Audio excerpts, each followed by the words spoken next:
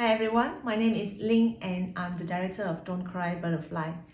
What a pleasure to meet you here today and watching my film.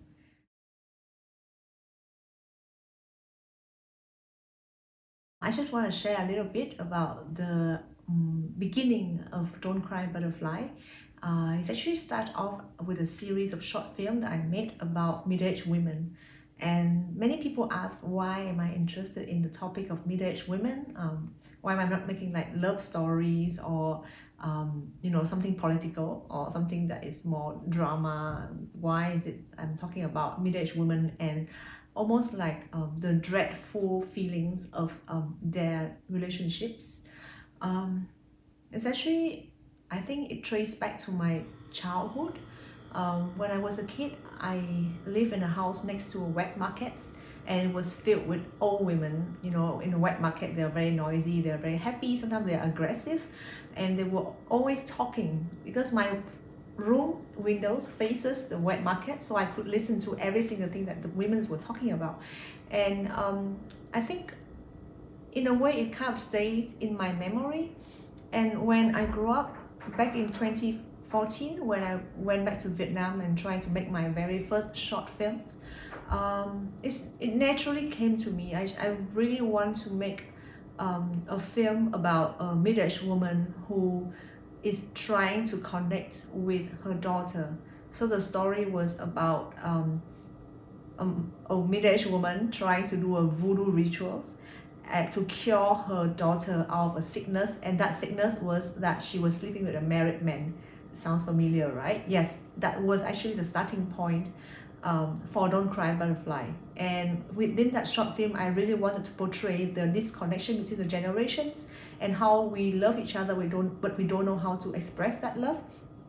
And I guess when I was making that first short film, it was 13 minutes long, I felt that it wasn't enough for me to tell what I wanted to tell. But at that time, I wasn't very sure of what I wanted to say either, because I was 24 years old and I was basically learning how to become a woman myself. But something about the repressed emotion, the way that the middle-aged women in my country was so passive-aggressive towards their own emotion and their own personal needs, it was very interesting. It's almost like a conflict by itself, because the more they want to be loved, the more they want to be soft and treated like a woman, the more fearful they are to face their own inner desires, their inner fear, their all the wants and needs that were not communicated to their partners. And so I went on to make a series of short films also about this topic, about the middle-aged women having a crisis in their life, but they didn't communicate to anyone that they should communicate. Instead, they try to find alternatives, methods to deal with the problem, or they try to avoid the problem altogether.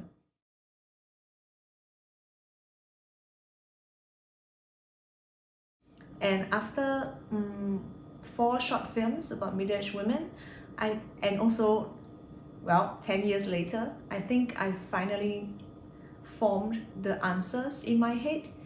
And at the moment, it was quite clear for me. It's almost like the question that the daughter asked the mother in the film when they were stuck in a traffic jam. She was asking, who made you suffer like that? And that was really the core of the film, and really what I want to ask the women, especially women in my country, in my region. Was it that the men were making you sad and suffering, or was it something within yourselves that was making you suffer? Was that the expectation of the society, of the gender roles? Or were you yourself contributing to that expectation or that stereotypes of what makes a woman, and how a mother should behave, how a wife should behave, how a daughter should behave? Yeah, so that was my intention for all the films about the middle-aged woman. I think Don't Cry Butterfly is the final piece of that puzzle that I was trying to solve. I think it was really the condensation of all my observation and all the answers that I was trying to search for using my short films, and the result is the feature film that you have just watched. And I hope that all the questions that I poses in the film could resonate with you, even though you don't come from the same cultural background. But I'm sure that, you know, marriage and cheating and, you know, the inability to communicate your needs and your desire and your expectation with the other partners is something that is very universal. And recently I also learned, you know, that we don't really know how to love each other properly. We have expectations of the others, but we don't know how to communicate that, and then we get upset when that expectations were not met. And perhaps that's what happened to the couple in the film. You know, Tâm and Thành, they don't communicate at all. I think Tâm was just doing what she thought would be the best for the family, or the best for her husband, the best for her daughter, without asking them what they need and what they want from her, or what they want to be happy. And similarly, you know, the husband Thành, he somewhere there he would have realized what his wife needed, but then at one point he became too scared of doing the wrong thing, and then he stopped doing anything at all, or stopped saying anything at all. Or the daughter Ha, she was so angry because she wanted to help her mom, but she doesn't know how to help her mom. And you know, oftentimes mother and daughter relationships always come off as bickering, as frustration, because there's so much love, but you don't know how to love the other person the way that they would need you to. And then if you look at the way that Ha treated her friend Chuck, is also similar. You know, it's almost like she's projecting all her needs and all her wants and all her thoughts of what would make him happy onto him without asking him what he wants. And so I think it's a very interesting observation about the human connections, about, you know, love, giving love, receiving love, that came to me during the process of making this film.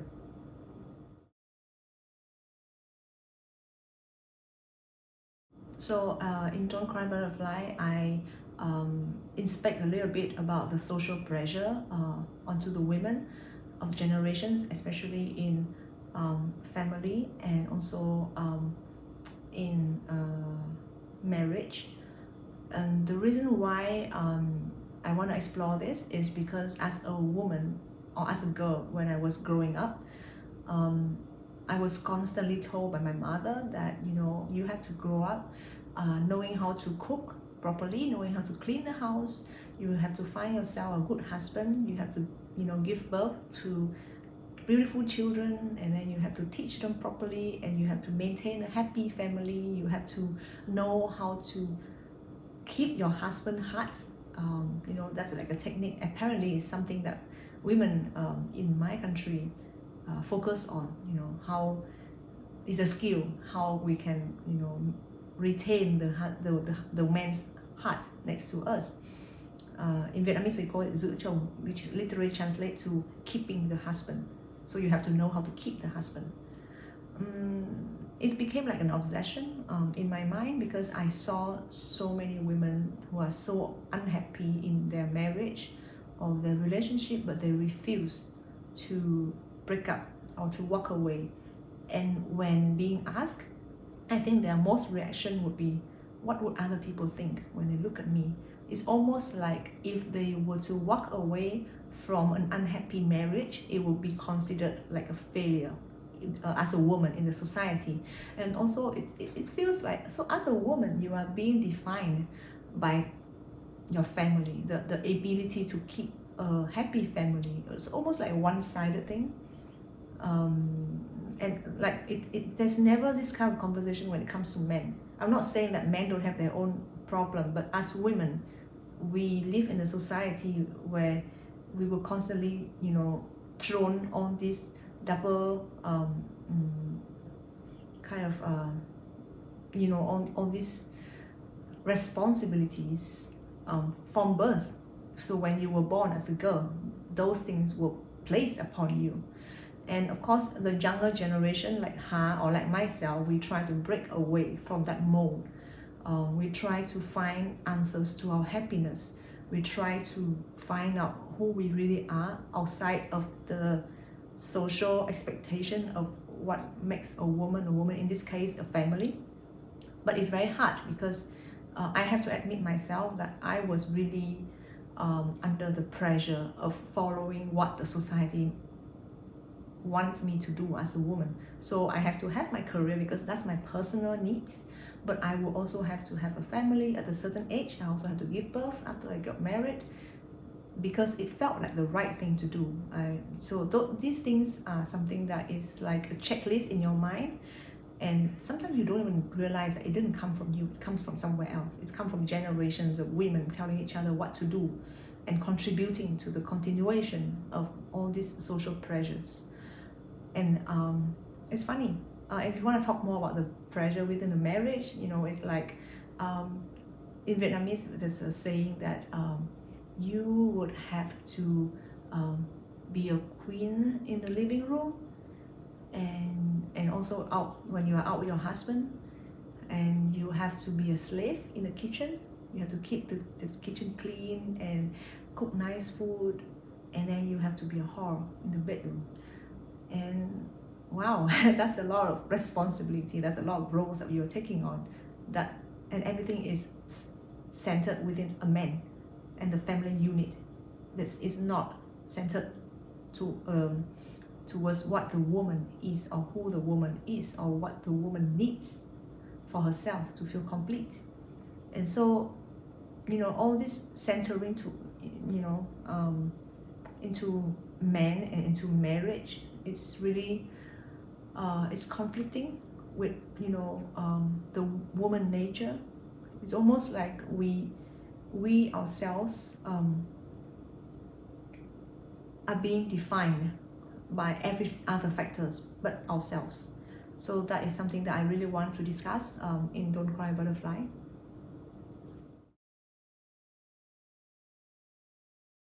Since you have watched the film, you would have realized that in this film, it's not a really normal film. I always joke with people that this is a family drama with a bit of comedy and a bit of horror elements.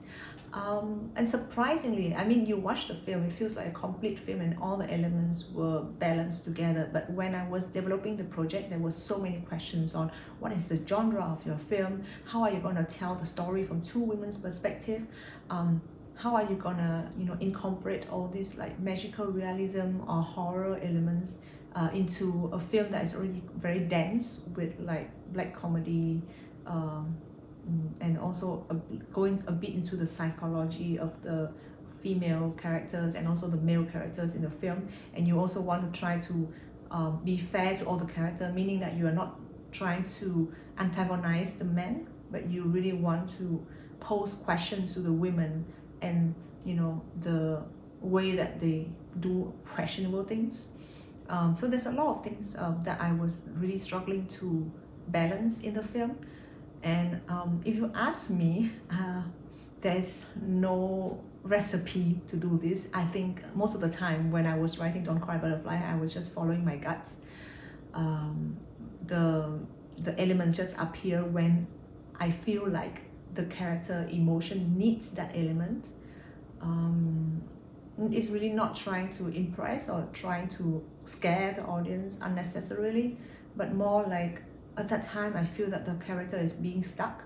She's running away from her emotion, she's running away from her problem, and then that's when I would throw that elements in to remind herself that your monster, your inner monster is there, it's growing, you are ignoring it, but the more you ignore it, it's going to grow, and one day it's going to eat you.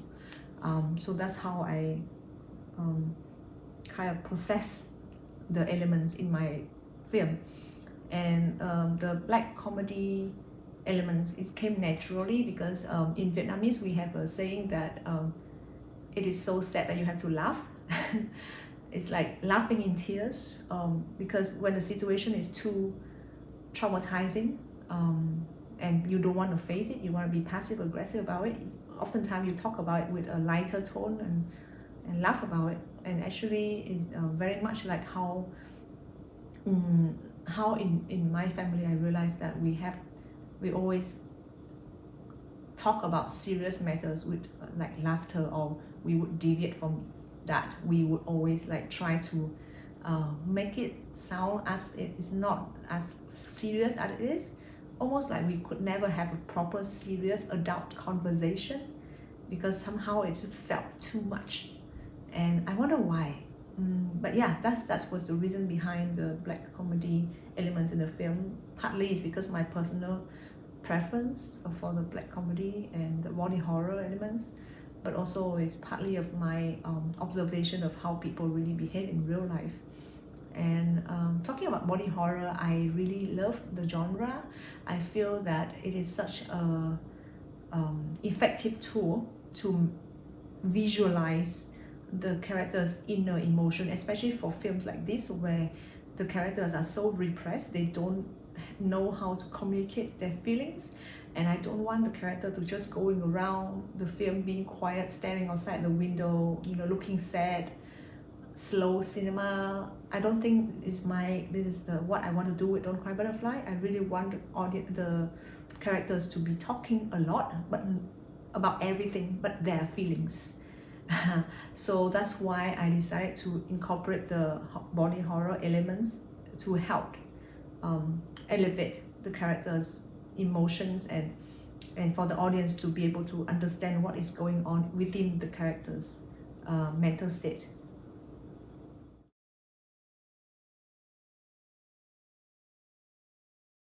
The visualizations of the monster in the film, especially that big creature during the intimate scene between Dum and Tang, is actually inspired by Tik Tik, a character from Filipino folklore. And what the Tik Tik is actually a creature that would fly around at night and would find a house with a pregnant woman inside. It would land itself on the ceiling and extend its very long tongue to suck the fetus from within the woman's belly. And of course it's not the same in the film. Actually there's no connection except for that feature of a long thing that would suck up the main character's energy. And for me, why I made the link is because it's interesting how the thing come from the ceiling and is connecting itself to the lower part of the woman's body, and it's almost like exchanging energy. Like you cannot tell whether she's feeding it or it's sucking her dry, because the monster is born from herself. So in this case, it's also similar to the act of intercourse, the man being on top of the woman, and it's also an act of exchanging energy. And I like that visual link, because sexual and intercourse and also like pregnancy is like part of the baggage that the woman have to bear when she walks into a marriage. And that's why the climax scene where the thing comes out of the ceiling and it just kind of explode onto her face, it's inspired by placenta, like a womb. So the reason why I chose such a visual cue from a different culture and not from Vietnamese folklore is not because I purposely avoided it. It just happened to fit with my imagination of the visualization of the film. And I didn't purposely go and look for it. It's just because there was a period of time I was going on Reddit No Sleep, and if you are familiar with that, Reddit No Sleep is a space where people can post horror stories from their country, from their culture. So I actually read a lot of Reddit No Sleep within the region of Southeast Asia, because I believe we have very fascinating creatures and ghosts and spirits and whatnot. And so the Tik Tik it's found me one day, and I found that it matched perfectly with the visual that I want to do in the film. I'm saving the Vietnamese folklore creature for my future project, so it's not that I don't want to use them. I want to use them, but in a space where it deserves. Yeah, so keep an eye out for my future project. Wow. I have no question for this. Perhaps I want to say that it's like when it stopped getting rained on by all this social pressure and all these external factors, so that it can roam free and just fly with the wind. But I would say that the butterfly would be free when it let go. At the same time, it becomes self-aware of what it is. So it's like when you're aware that you are a butterfly and you are aware that you can be free,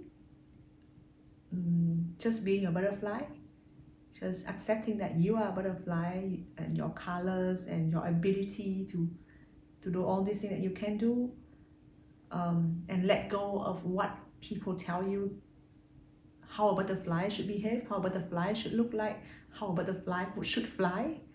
I guess that's when a butterfly can be free. Thank you for staying with the Q&A session, and I hope my answer would resonate with you, and hope that it will help you understand a little bit more of the film. Thank you.